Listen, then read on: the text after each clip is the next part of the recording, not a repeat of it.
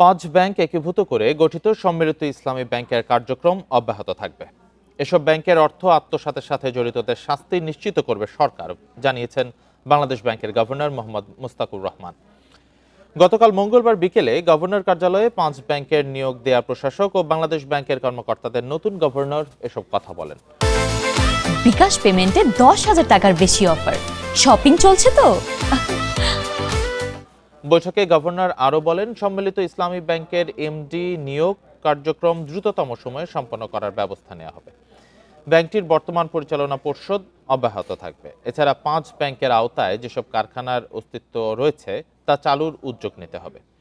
এসব কারখানা যেন উৎপাদনে আসতে পারে সে ব্যবস্থা করতে হবে। ফলে কোনো প্রতিষ্ঠানের বিদেশি বকেয়া থাকলে তা পরিশোধের উদ্যোগ নেওয়া হবে বলে জানা গেছে।